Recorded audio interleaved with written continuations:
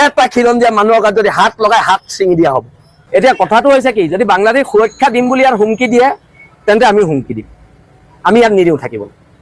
যদি যুদ্ধ হয় হ'ব, যি পৰ্যায়ৰ যুদ্ধ হয় এই যুদ্ধলৈ আমি সাজু আছোঁ। আৰু শুনক, মানুহখিনি বচাব লাগিব, তাৰ কাৰণে যুদ্ধ হ'ব, প্ৰয়োজনত হেংদাং হ'ব। আৰু প্ৰয়োজনত যদি বিকল্প কিবা চিন্তা কৰিবলগীয়া বিকল্প কিবা চিন্তা হ'ব, কিন্তু যুদ্ধটো হ'ব। এই কথা বতৰাবিলাকে এটা স্পষ্ট ইংগিত দিছে যে শিৱসাগৰৰ একাংশ খিলঞ্জীয়া মুছলমান মানুহে বাংলাদেশী মূলৰ সন্দেহযুক্ত মানুহক ৰক্ষণাবেক্ষণ দিছে।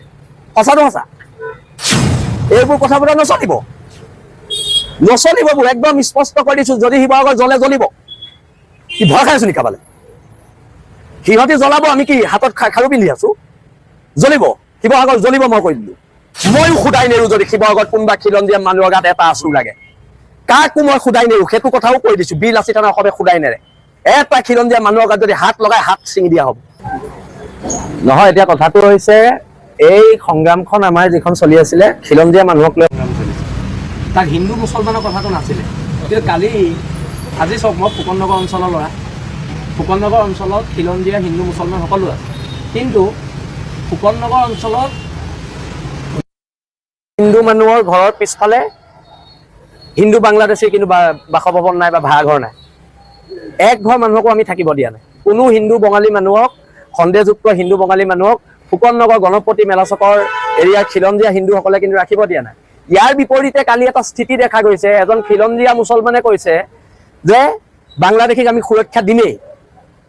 এতিয়া কথাটো হৈছে কি, যদি বাংলাদেশ সুৰক্ষা দিম বুলি ইয়াত হুমকি দিয়ে তেন্তে আমি হুমকি দিম, আমি ইয়াত নিদিওঁ থাকিব। যদি যুদ্ধ হয় হ'ব, যি পৰ্যায়ৰ যুদ্ধ হয় এই যুদ্ধলৈ আমি সাজু আছোঁ। আৰু শুনক, মানুহখিনি বচাব লাগিব, তাৰ কাৰণে যুদ্ধ হ'ব, প্ৰয়োজনত হেংদাং হ'ব। আৰু প্ৰয়োজনত যদি বিকল্প কিবা চিন্তা কৰিবলগীয়া বিকল্প কিবা চিন্তা হ'ব, কিন্তু যুদ্ধটো হ'ব। আজি শিৱসাগৰৰ দৰে জেগাত ৰংঘৰ চাৰিআলি, ৰংঘৰৰ পৰা 100 মিটাৰ আঁতৰত ৰাতি 11টা বজাত সন্দেহযুক্ত মানুহ খিলঞ্জীয়া মুছলমান সকলো লগ হৈ নাৰায়ে তকদিৰ আল্লাহু আকবৰ ধ্বনি দিছে। কিন্তু আমাৰ মুখত আজিলৈকে জয় শ্ৰীৰাম শুনিছে নেকি? আমি জয় অসমৰ স্থিতিত আছোঁ, জয় অসমেই কৈ আছোঁ, কিন্তু তেওঁলোকে ক'ব নাৰায়ে তকদিৰ আল্লাহু আকবৰ, আৰু আমিতো আজিলৈকে হয় হয় মহাদেৱ আৰু জয় শ্ৰীৰাম কৈ ৰাস্তাত ওলোৱা নাই। এতিয়া এই কথা বতৰাবিলাকে এটা স্পষ্ট ইংগিত দিছে যে শিৱসাগৰৰ একাংশ খিলঞ্জীয়া মুছলমান মানুহে বাংলাদেশী মূলৰ সন্দেহযুক্ত মানুহক ৰক্ষণাবেক্ষণ দিছে। সঁচাটো সঁচা। আহক, আমাৰ গোটেই প্ৰত্যেক ফুকন নগৰ মেলা চকৰ গণপতি মই নিজেই যাম, এক ঘৰ মানুহৰ পিছফালে হিন্দু বাংলাদেশী আছে নি আপোনালোকে দেখুৱাই দিয়ক। সৰজমিন তদন্ত কৰক, সৰজমিন তদন্ত কৰক আপোনালোকে। যেতিয়ালৈকে আমি হিন্দু বাংলাদেশী বিৰোধ কৰি আছিলোঁ, মাৰোৱাৰী মানুহৰ বিৰোধ কৰি আছিলোঁ, বেংগলী মানুহৰ বিৰোধ কৰি আছিলোঁ, বিহাৰী মানুহৰ বিৰোধ কৰি আছিলোঁ, তেতিয়ালৈকে আমি জাতীয়তাবাদী। আৰু যোনদিনাই আমি মুছলমান বাংলাদেশী বিৰোধ কৰিলোঁ, আমি সেইদিনা সাম্প্ৰদায়িক। এইবোৰ কথা বতৰা নচলিব, নচলিববোৰ একদম স্পষ্ট কৰি দিছোঁ। যদি শিৱসাগৰ জ্বলে জ্বলিব, কি ভয় খাই আছো নেকি কাবালে?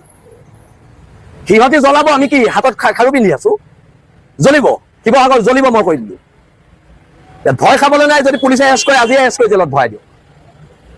ইয়াত বিজেপি কংগ্ৰেছৰ কথা নাই, আমি ৰাজনীতি উৰ্ধত থকা মানুহ। বিজেপি কংগ্ৰেছৰ ইয়াত কথা নাই।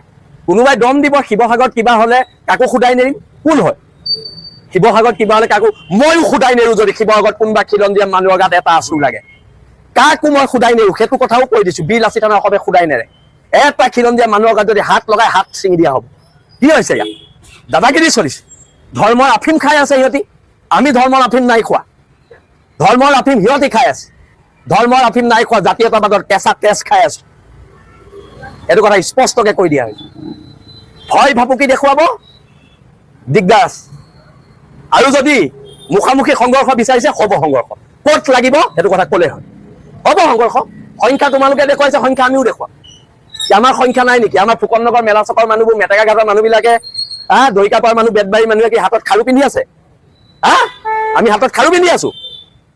ইয়াত বাংলাদেশী সুৰক্ষা দিম বুলি শিৱসাগৰত ক'ব। এতিয়া সম্প্ৰীতি, সম্প্ৰীতি ফেচবুকত কেইজনমান লিখি আছে, সম্প্ৰীতি তেওঁলোকে দেখুৱাব লাগিব। সদায় সম্প্ৰীতি আমি দেখুৱাম, সম্প্ৰীতি সদায় আমি দেখুৱাম। ঠিকা লৈ থৈছো ইয়াত সম্প্ৰীতি দেখুৱাৰ, ঠিকা লৈ থৈছো নেকি? আৰু মই পুনৰ কৈ দিছো, মোৰ নেতা হিমন্ত বিশ্ব শৰ্মাও নহয়, মোৰ নেতা গৌৰৱ গগৈও নহয়। মোৰ এটাই লক্ষ্য উদ্দেশ্য, খিলঞ্জীয়া মানুহৰ সুৰক্ষা। এইটো কথা স্পষ্টকে কৈ দিছো।